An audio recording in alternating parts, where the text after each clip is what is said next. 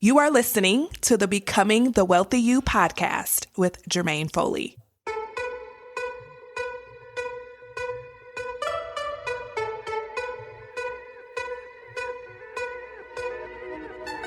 If you're a woman who makes good money in your career or business, but you're not building wealth like you want to, then you're in the right place.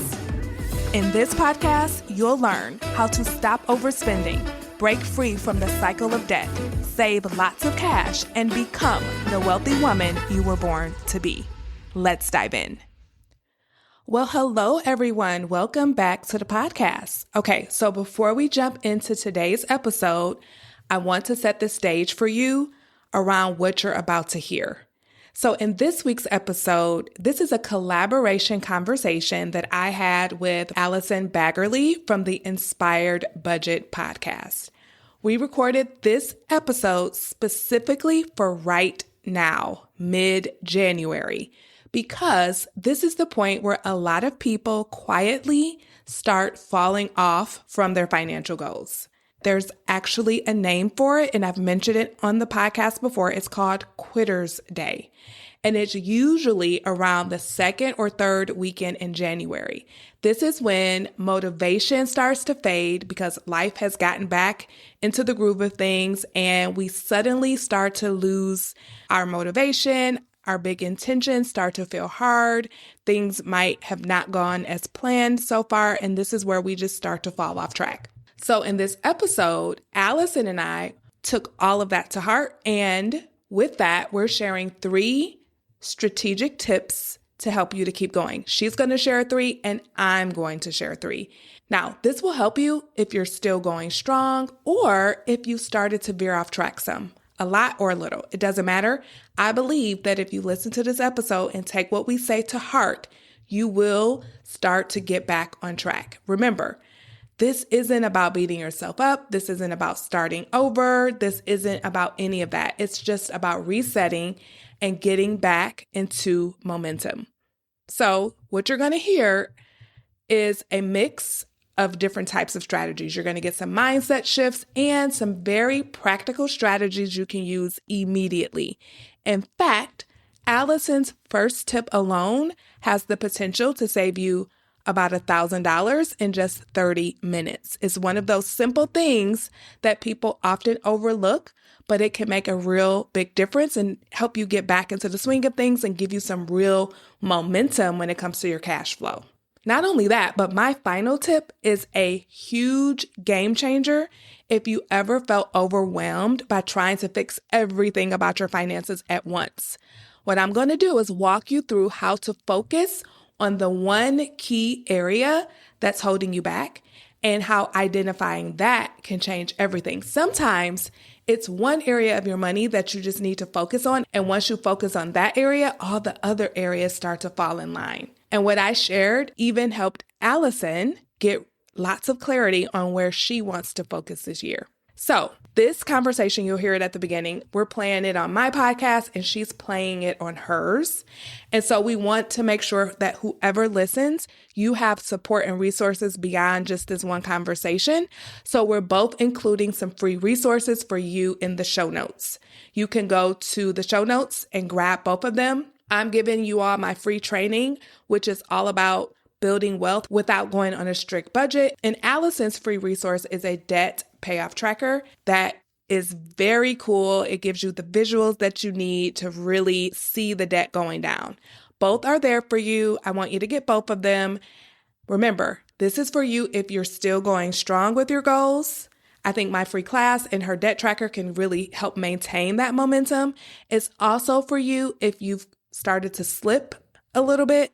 And it's even for you if you've completely thrown away your goals already, which a lot of people have done. So if that's you, do not beat yourself up. This is your moment to reset. All right, let's get into the episode.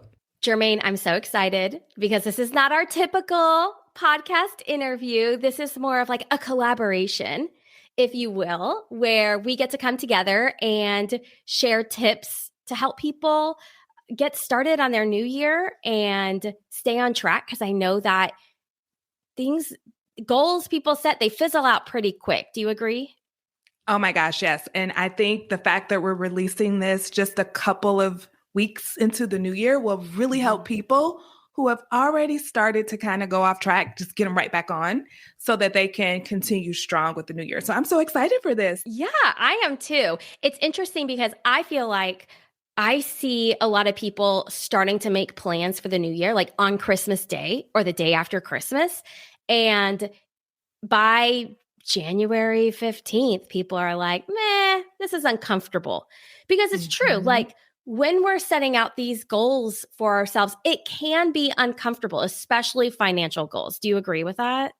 Oh, yeah. Anything that you're doing differently that you're just not used to, you don't have the habits built yet, it's going to be uncomfortable. It's going to be hard. But I think the tips we're going to share today, they're going to help people really understand that it doesn't really have to be that difficult, Hmm. especially if you embrace some of the things we're going to talk to you about today. Exactly. Okay. Can I go first? Is that okay if I Yes. give my first tip? So, the idea here is that we're each coming with 3 tips. We do not know what the other person is bringing, and we have some backup tips in case ours are the same. So, my first tip is something that I personally, well, I shouldn't say I personally, my husband does this every single year in January. So, we have those pocket of days at the beginning of the year before he goes back to work, typically like 5 days. And every year he shops around for different insurance. And he Mm. looks at car insurance and he looks at home insurance because those are two pretty big expenses. And it's consistently because one thing I found is that when you are a loyal customer for an insurance company, they don't lower your rates. They just continuously raise them over and over and over again, which is backwards to me because I would think that they give the loyal customers the discounts, but no, they give the new customers the discounts. So every year we shop around for insurance, car insurance and home insurance. And car insurance is typically dependent on where you live, if you've had a DUI, if you own a mortgage, what your credit score is. So if your credit score has increased, time to shop around for car insurance, how often you drive, the make and model of your car, things like that.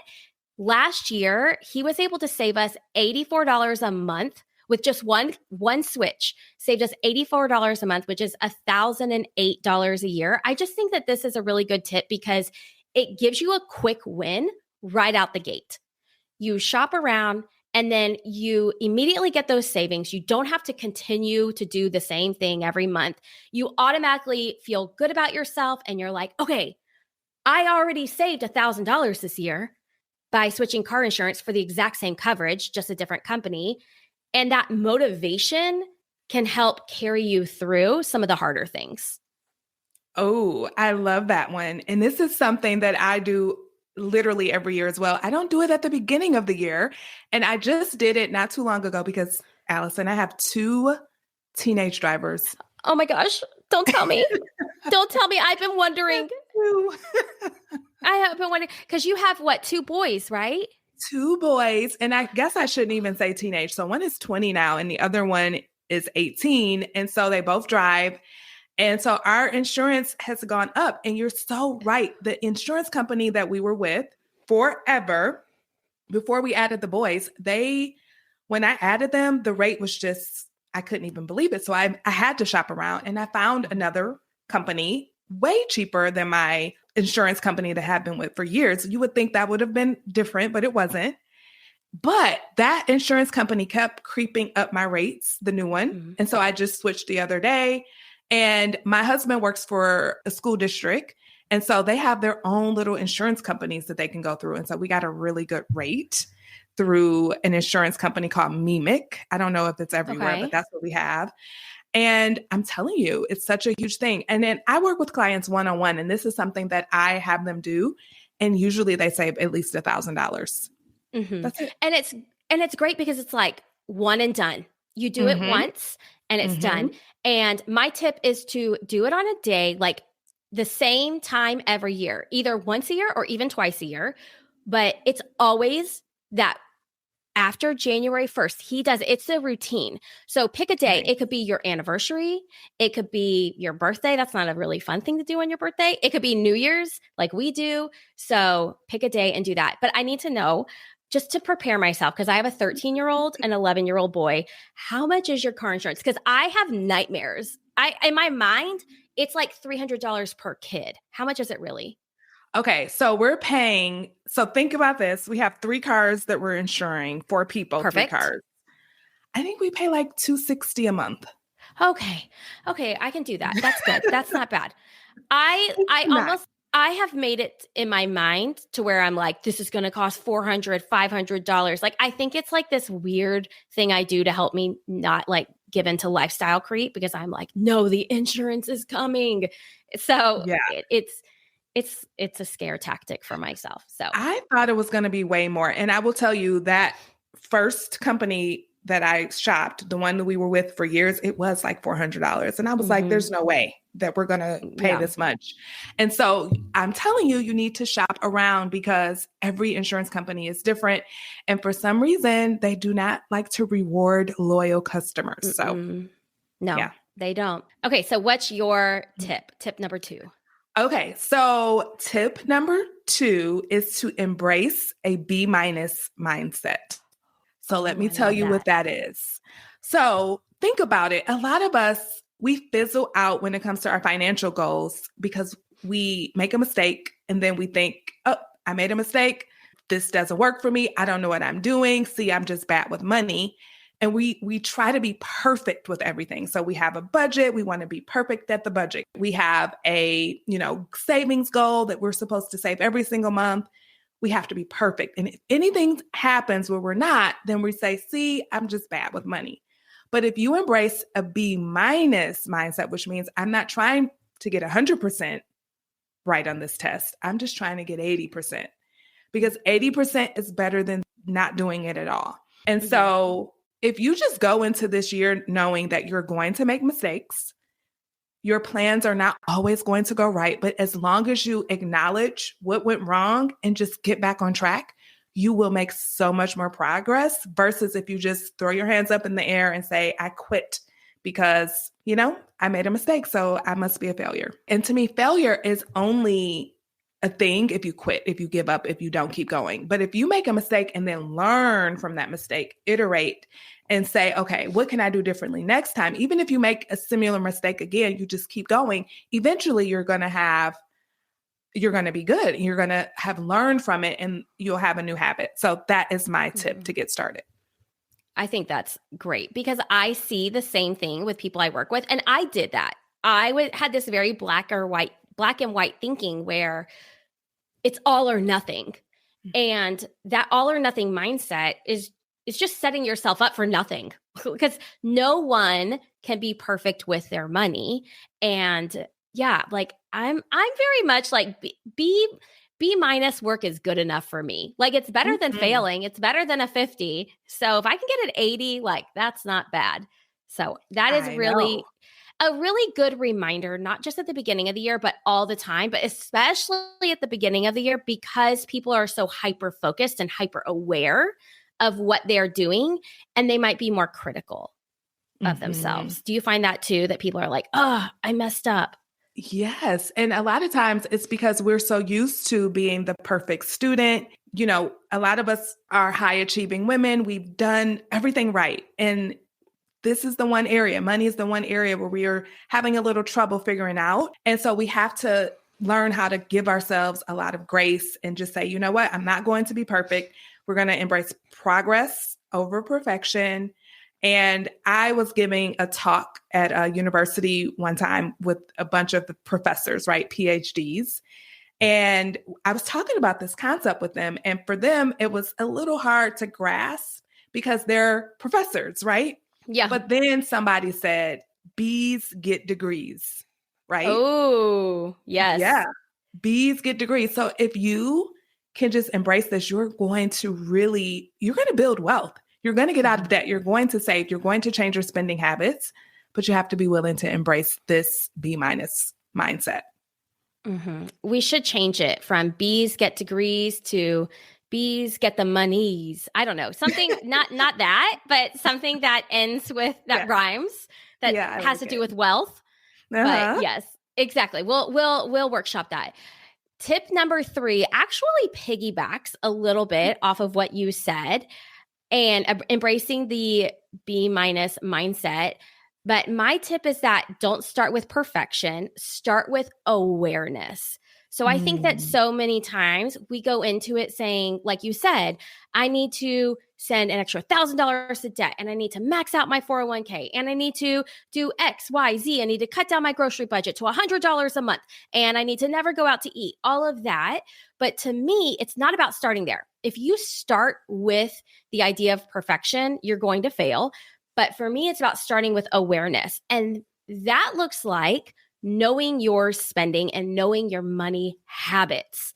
Awareness is looking back at your past spending and saying, how much have I been spending on groceries? Because if I've been spending $1,500 a month for a family of 4, cutting it back to $800 a month just is not realistic. You're bound to fail.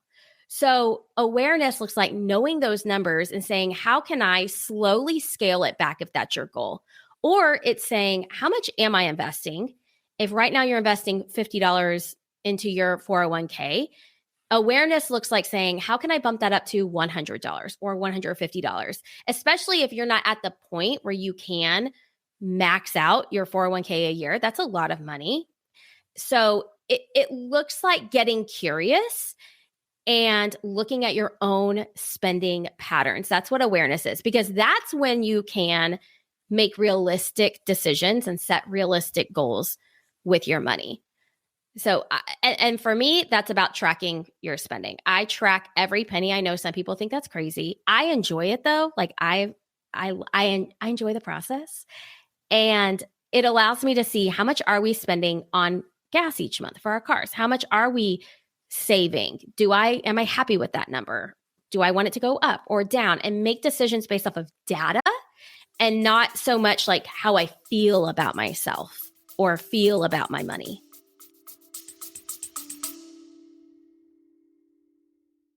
If you've been listening and realizing that money is the one area you just can't seem to figure out, even though you're successful everywhere else, hear me when I say this. There's nothing wrong with you. It's just that traditional money advice wasn't made for women like you. Women who earn good money, want to build wealth, and still enjoy their lives.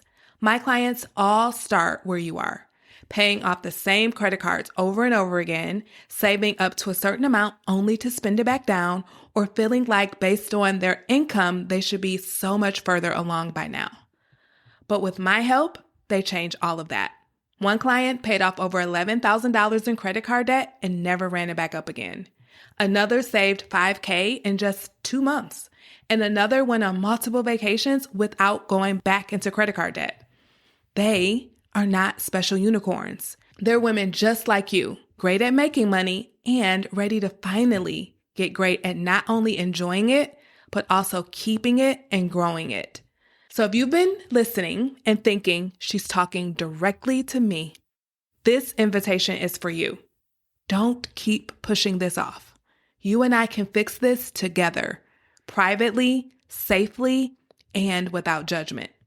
All you have to do is go to jermainefoley.com/consult to book your wealth building strategy consultation or click on the link in the show notes. Let's finally get you unstuck with money. Oh my gosh, I agree. I call that data over drama, like no drama. I love it. Yeah. So I agree 100%. And it reminds me of kind of going back to that all or nothing. Like if you're contributing $50 to your 401k, like don't try to go to 1,000. Like just go up some and then you'll go up from there. Even with savings, I always recommend that people start to save automatically. A certain amount, just pick an amount. It doesn't even matter what the amount is. Just make it a habit and then go up from there and then go up from there. And so I love that. It really, really helps people to get that momentum and then they can see progress and then that gives them the motivation and then they keep going from there. I love it. Yeah. Awesome. You ready for my next one? I'm ready for it. Okay. So lead with your why, not willpower. A lot of Ooh. times when we go out to, change our financial habits and to really start getting our finances under control, we rely on willpower. Like, I'm going to do this. I don't care what anybody says. I'm not shopping. I'm not going out to eat. I'm not doing anything. Listen, that is relying on willpower. And you can rely on willpower for a very short amount of time because we all have some of it available, but not a lot. And so this is why people can go on the, no spend challenges for 30 days and they feel so good. But then once the willpower goes away, it's just like, oh, I'm back to my old self. So let's think about why you're doing this in the first place. Okay, let's say you want to get out of debt. Why do you want to get out of debt? What would your life look like if you didn't have credit card debt? What would your life look like if you were maxing out your 401k and now it's time for retirement and you have millions of dollars? What would it look like if you had a fully funded emergency? And so the next time something happens, it's just not a problem because you have the money.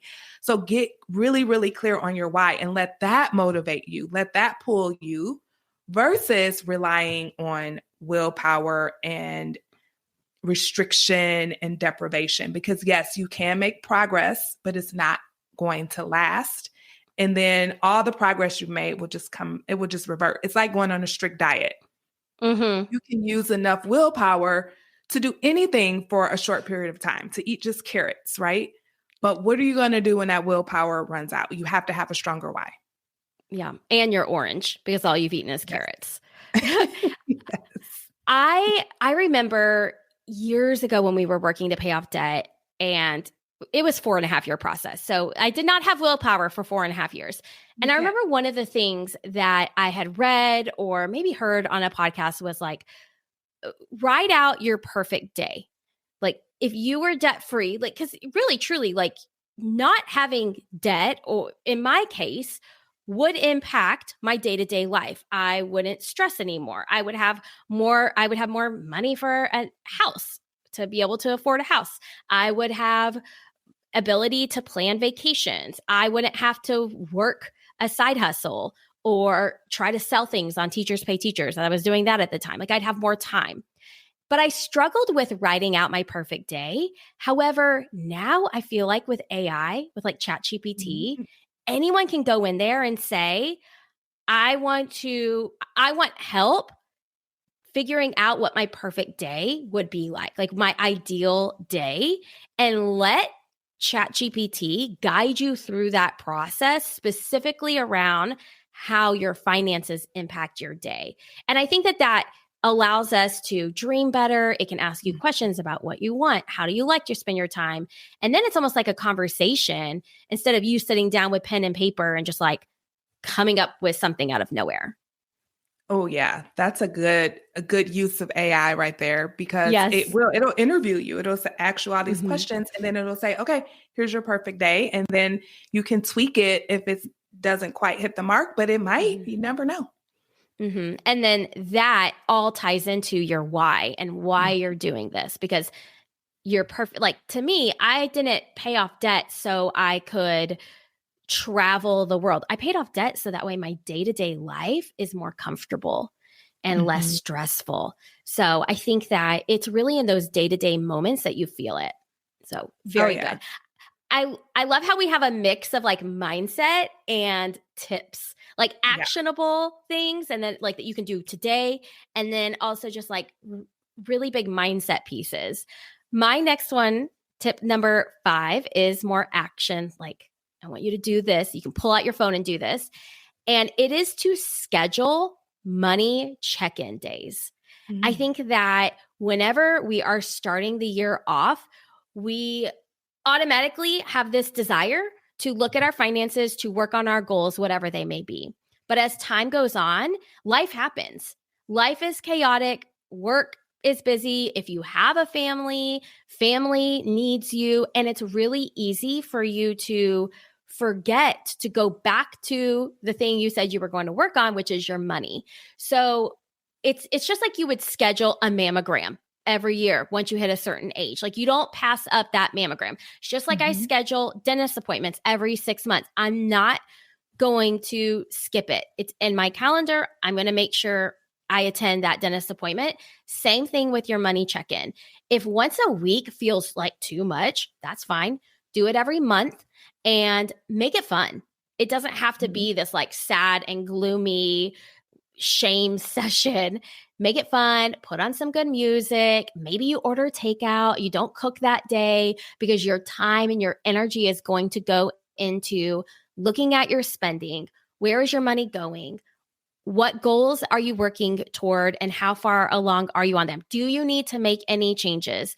Are there any big expenses coming up that you need to prepare for? So it's just a really good opportunity for you to not forget about what is important that you're working on, because money impacts like every aspect of our life. So scheduling those money check-ins reminds you that it's important. It's kind of like what you said, automate your savings. It's like automating your time. Automate your time to work on your money. So good. And I would offer this, pick a day that you know you can commit to. So sometimes I'll hear clients say, I just don't have time. I just don't have time. And they're trying to have their money date like right after work in between soccer practice and dinner. I'm like, that's not a good time. What about a Saturday morning when nobody's awake? You get your coffee. You can get cozy in a corner of the house and just look at your money, or on a Sunday or something. Pick a time and day that you know that you can commit to, and don't try to squeeze it in between work and soccer. Do you have a day that you do this? Yeah. So for me, it's not necessarily a day of the week. It's just the beginning of the month. Whenever the new month comes, it's like, okay, it's time to have my money day. And I try to do it, and I give myself grace. So I try to do it between the last day and like the third day of the month. Okay. So the last day of the last month, or, the third day of the new month. So for me, my money check-in is pretty much every morning, but it's only for like 2 to 3 minutes. That's to manually track my transactions, my spending, which I know seems silly, but I love it. It brings me joy. Like I sit here with my little cup of coffee in my office. I have music playing. The house is empty. I track my money. And then in terms of a deeper money check-in, or really like a communication time with my husband, is we talk about it on Sunday evening, typically during dinner while the kids are there, or after the kids are gone, after they leave the dinner table. A lot of times they finish before us. And that's when we have our business meeting where we talk about money. We talk about our schedule for the upcoming week. Who has a late night? Do you have a meeting? What are the kids' activities? So we really try to cover the business aspect of running a family and a house together on those nights. That way the rest of the week, we're not having to say, oh, you forgot to talk about this or that. And it's all done on one day. So that's my kind of like communication check-in about money. Yeah, that's good. I love that. And it's so important because then everybody knows where you're at. There's no surprises. And communication is just key when it comes to money, especially if you're married or in a partnership. That's huge. And then if you're not married, if you're single, you can still do this. It's just with yourself. Oh, yeah. Just do it with yourself and pick a day that works. Just pick a day that works. Absolutely. Okay. So I'm going to share my final tip. Okay. And it's a concept that is mindset, but actionable at the same time. So we're going to start with this. So I believe that there are 5 core areas of money that we all need to master if we really, really want to build wealth. And so I want you to think of your wealth, your finances as a bucket, like your wealth building bucket. And you don't want any holes in your bucket. And so if any of these 5 little areas are out of whack, that's a leaky hole in your bucket. So the first one is income. The second one is spending. The third is debt. The fourth one is savings. And then the final one is investing. And so I would offer, it's the second week in January-ish, right? Sit down and reflect on each of those 5 areas and determine if you have a leaky hole in your bucket. So you may have a great income. Maybe you have some savings, maybe you're investing, but your debt and your spending are out of control. You're constantly overspending, racking up credit card debt. And every time you get a bonus or a commission check, guess what has to happen? You have to use that entire check to pay off the credit cards. You have two leaky holes in your bucket. Imagine what it would be like if those holes weren't there. So sit down, reflect on each one. Like, okay, do I have an income issue? Most of the people I work with, that's not their issue. Of course, you can always make more money. Like we always want to make more money. But a lot of times that's not the answer to your money problems because you make more money, you just keep spending more. Is it spending? Do you overspend? Do you emotional spend? Do you spend to cope with boredom, stress, or whatever? Do you find yourself in and out of the cycle of credit card debt? Do you have a fully funded emergency fund? And are you investing at the level where you know that you're going to be able to retire the way you want to? I love that. And then, so it's just sitting down, looking at those 5 areas and then picking one or two. And are you recommending all of them, looking at all of them, figuring out which one is not working, and then saying, okay, what's my action plan? Like, what am I going to do to help fix this? Absolutely. And you may have one hole or you may have a bunch of them. And then you can prioritize, okay, which one, if I fix this one, usually it's spending. It's like, if you fix this one, then the other ones will fix as well. So, that's my tip. It's just like, look at all 5 areas. Because when we just say, oh, get your finances under control or you need to build wealth. Okay, what does that really mean? These are the areas that you need to look at. And for some of you, you may only have 1 or 2. Some of you may not have any. I feel like I don't have any right now. How about you, Allison? Do you have any holes? I think that I'm always like a little bit hard on myself. I would say I really am. Like, I think that I am my own worst critic. So I would say investing, but I'm like, no, like you're doing good, but I always want to invest more, right? Well, that's part of it. Right. But no, I mean, I don't think I have any holes. I think my biggest hole would be, if this is one of them, I don't think you said this, is like saving. Saving on there. Savings on there. Saving is on there because we have a lot of like, I can see like future me having a lot of expenses. Like in 3 years, my oldest son is going to be driving. So the idea is he's going to take my car and I will get a new car. Well, ideally, I want to pay for a car in cash, but I also ideally want to have like a nicer car that might cost like $30,000. So I'm already seeing like I have these upcoming expenses way in the future that I can't save for those in necessarily 1 year. So my leaky hole would be actually setting up savings buckets now for them. So that way, 3 years in the future, I'm not looking back and saying, Allison, you had this nagging feeling in the back of your head that you need to save for that. Same thing with my youngest son's dental expenses. We're at a point right now, knock on wood, that we don't have any major expenses with it, but he will need implants. He will need a lot of work in the future. I'm talking like $30,000, $40,000. I don't want him as someone in his 20s having that responsibility. So ideally, I would save for that, right? So part of me is like, Allison, just set up a savings account, start putting away like $100 a month. So my leaky hole is probably savings and actually taking action on like not immediate things, not like Christmas and vacation, but like really far-fetched things that feel really far away, but they're really not. Oh my gosh. You just did exactly what I want people to do. Like sit down and think about each area. And if you do have that nagging feeling, listen to yourself. So for you, you're like, I know he's going to need a car. I know there's going to be some dental work in our future. So, okay, it's so easy to just set up a little bucket. If you use Ally, I don't know if you do or not, but I love Ally. And then, I mean, just what we said earlier, start small, but start. Maybe it's $50 now and you increase it as you go. That way you have it. Okay, I'm going to do this right when we're done. I feel like very convicted. I'm like, Jermaine, you're my money coach because I have had this nagging feeling. And here I am, like I teach people how to do this, right?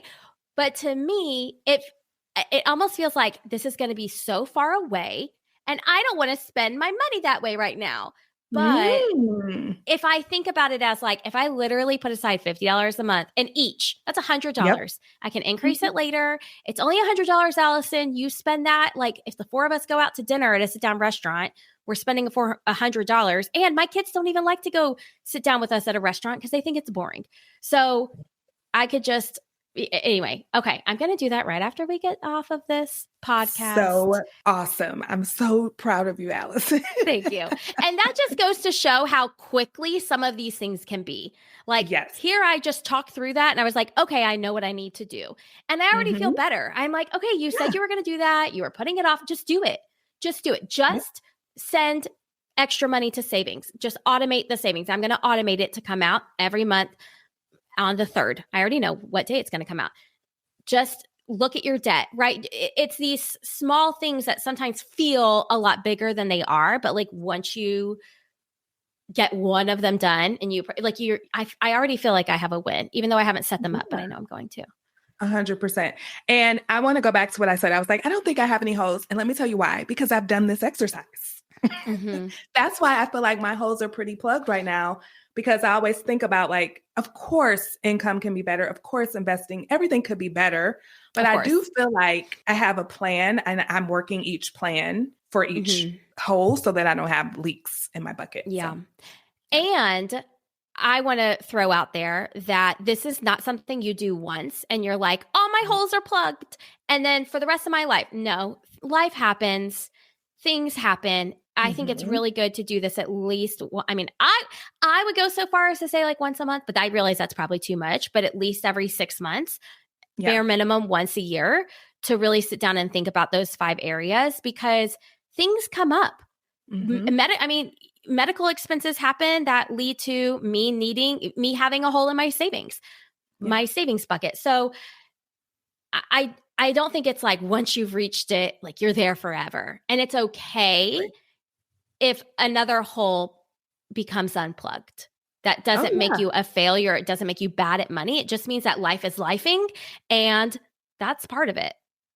100%. And think about it this way. It's the beginning of the year. This is the perfect time to do it. So if you're going to do this yearly or every 6 months, this is a great time to do it, and just kind of see where you are and give yourself lots of grace and pick a point you want to fix. Like if it's investing, guess what you can do? You can like, okay, I'm increasing my 401 contributions by 1%. I'm going online right now. I'm doing it right now. And then have it happen annually, where it just increases by itself annually every year for a percentage point. So you can do this. Yes, I agree. Okay, Jermaine, we said that at the end we were going to offer like a freebie to our listeners. Do you have one already picked out?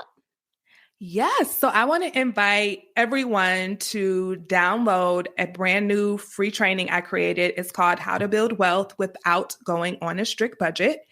It is literally everything. So one of the things I believe is that you can do both. You can build wealth and enjoy life at the same time. And a lot of people put off wealth building because they think they have to give up their life. They have to, go on this strict budget, and they can't buy things. They can't shop. And I just don't believe that. And so this training will walk you through my process for how to build wealth without going on a strict budget. And you can grab it at jermainefoley.com/wealth class. And that's Jermaine with the G. And the link will be in the show notes. Perfect.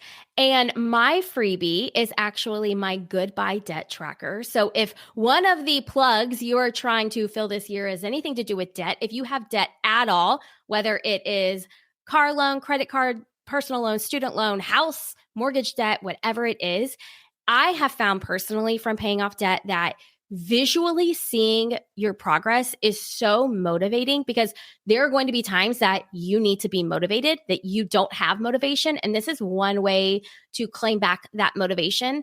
And it's just a free Google Sheet. So it's all of your privacy is protected, and you put in your debts, you put in the interest rate, the minimum balance, and you choose, I guess I should say, you choose whether you want to follow Debt Snowball, Debt Avalanche, or just your own unique debt. And it will actually order it all for you, track your progress, and you can be looking at it every month to stay motivated. And you can get that down below in the show notes. It's called the Goodbye Debt Trackers, because you're saying goodbye to your debt. Ooh, I think I'm going to get that for myself, because I always am fascinated by these trackers that can do all that stuff. I'm going to get it too. Yes. Okay. Well, Jermaine, this was so much fun. And if anyone's listening and you are listening on the Inspired Budget podcast and you are not connected with Jermaine, tell them where they can reach you. Yes. So, of course, you can get the free training. But if you like podcasts, come on over and listen to mine. It's called Becoming the Wealthy You. And for those of you who are listening on my podcast, you have to follow the Inspired Budget podcast. And Allison has an amazing Instagram. Oh my gosh, you have to follow her on Instagram as well. You'll love it. Oh, well, thank you. And like we said, we'll link to everything down below in the show notes. Do us a favor and share this episode with someone, a friend, a coworker, your partner, a sibling, anyone. Share it with someone that you know has one money goal this year. So that way they can take these mindset tips and these action tips and actually make progress past the 15th, the 20th of the month and make this the year that their money changes for good. Yes, please do. Sharing is caring. All right, Allison, thank you so much. Wait, are we done? I think so. Yeah. Hey, if money is the one area of life you just can't seem to figure out, even though you make good money, you're not alone. That's why you're invited to book a complimentary one-to-one money consultation with me so that we can figure out how to solve your biggest money challenges. To sign up, simply go to jermainefoley.com/consult or check out the show notes. Hope to meet you soon.